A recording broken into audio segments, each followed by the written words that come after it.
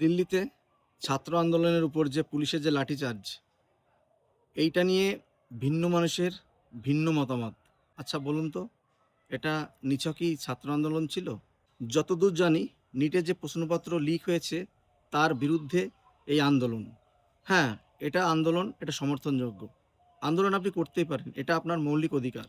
যারা আন্দোলন করেছেন, এই আন্দোলন নিয়ে কোনো কথা থাকতে পারে না। কেন প্রশ্নপত্র ফাঁস হবে? এটা ছাত্রদের ভবিষ্যতের কথা। এর তদন্ত অত্যন্ত জরুরি। মনমোহন সিংয়ের আমলেও কিন্তু অনেক প্রশ্নপত্র ফাঁস হয়েছিল। এই ছাত্র আন্দোলন কি নিছকই ছাত্র আন্দোলন ছিল? নাম ছিল ছাত্র আন্দোলনের। আপনি যদি একটু ছাত্র আন্দোলনের দিকে নজর দেন, তখন দেখতে পাবেন একদল বলছে জয় শ্রীরাম বলবো না। আপনি নাই বলতে পারেন, কেউ আপনাকে প্রেশার করেনি।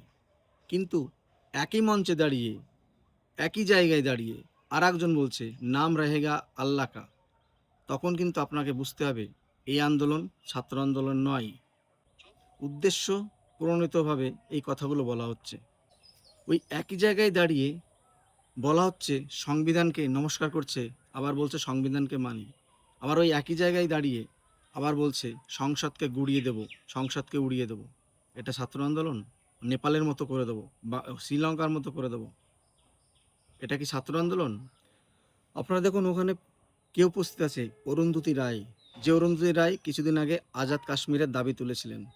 চারিদিকে শুধু দেশবিরোধী কার্যকলাপ তৈরি করা হচ্ছে, মানে গণতন্ত্রকে ধূলিসাৎ করার জন্য, গণতান্ত্রিক আন্দোলনের নাম করে।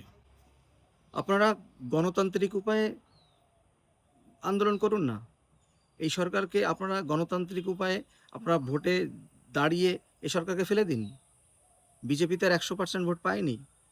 মনে রাখবেন, এটা কিন্তু ওই বাইরের থেকে ফান্ডিং নিয়ে এসে একটা সরকারকে ফেলে দেবেন সেই দেশ নয়। ভারতের সংবিধান কিন্তু স্ট্রং, ভারতের গণতন্ত্র কিন্তু স্ট্রং। ভারতবাসী অত বোকা নয়।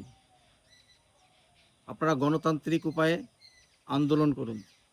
নেপালের মতো অত দুর্বল সরকার নয়, শ্রীলঙ্কার মতো অত দুর্বল সরকার নয়, পাকিস্তানের মতো কোনো জেনারেল এসে বলল যে কোনো আমি আজকে থেকে প্রেসিডেন্ট, সেরকম আমাদের ভারতবর্ষ নয়। তাই এই ভুল করবেন না। আমি সমস্ত জেনজির নামে যারা আন্দোলন করছেন সেই সব ছোট ছোট ভাই বোন দাদাদের বলছি, আপনারা একটু চোখ কান খোলা রাখুন। একটা অশুভ শক্তিতে পা দেবেন না। আপনাদের ভবিষ্যৎ আছে, সরকারের উপর আস্থা রাখুন। এই আন্দোলনের নামে দেশ দ্রোহিতা করে ফেলছেন না তো? এটা ভাবার সময় এসেছে।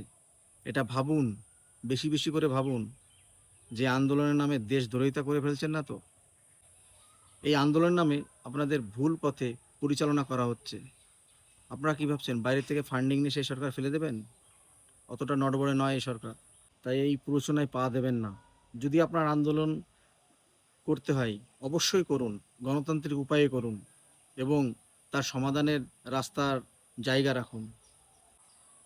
পার্লামেন্টের নামে যারা নেপালের কথা, বাংলাদেশের কথা, শ্রীলঙ্কার কথা তুলে ধরছেন, তারা আজ যাই হোক দেশপ্রেমী হতে পারেন না। দেশদ্রোহী ছাড়া আর কিছু তাকে বলা যায় না।